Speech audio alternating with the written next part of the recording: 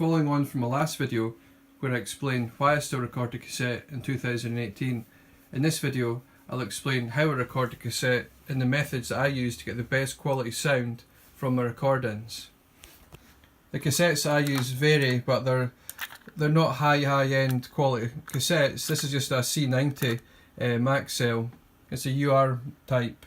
They're vastly available, relatively cheap, and they're quite durable. The sound quality is actually okay from it, assuming you set up all your levels right on your recorder first. I've got various other types of cassettes, C60s, these are even C15s, sorry.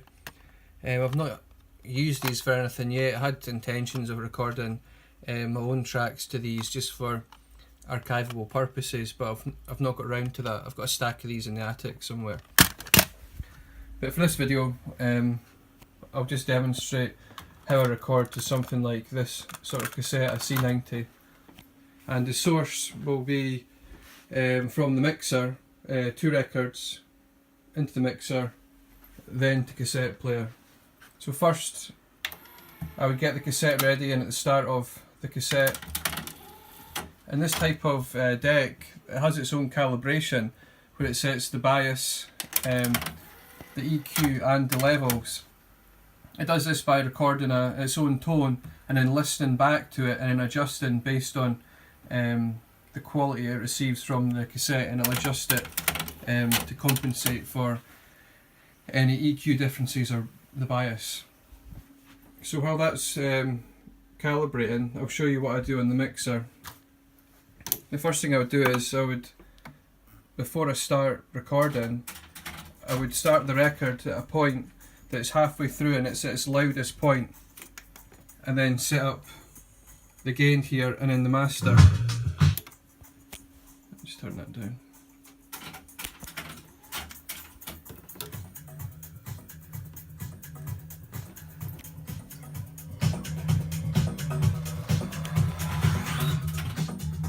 So for reference, I never want the master to go in the red, and I never want the channel to go in the red.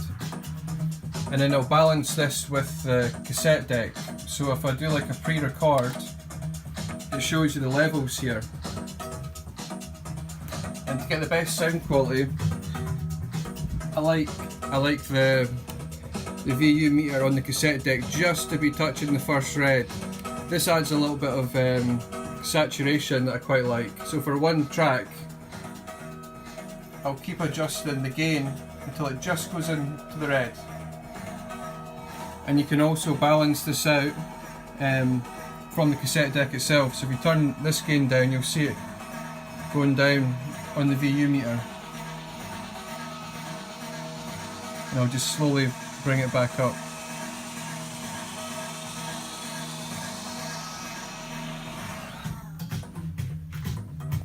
So you see that's going to the red here. So I'll turn the master down a bit.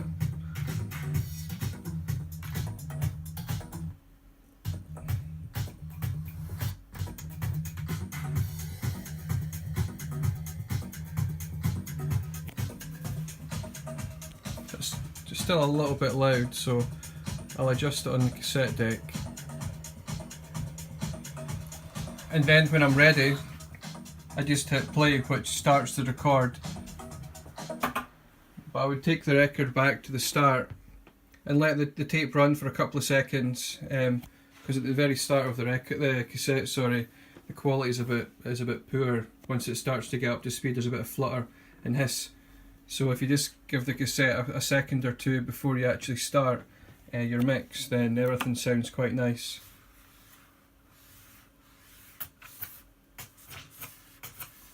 So I would just have that ready there. Then I would hit play. I'm not going to do it on this one because I've already got a recording on this particular side of that cassette. But if I was, I would just hit the play button there, give it a couple of seconds, and then start the record, and then start the mix. And that's basically it. That's how I set up the balances and the levels for cassette and to get the best quality sound out of it. And it's worked so far quite well for me. People have other methods, but I'm quite happy with this one. Okay, thanks very much for watching. Bye bye.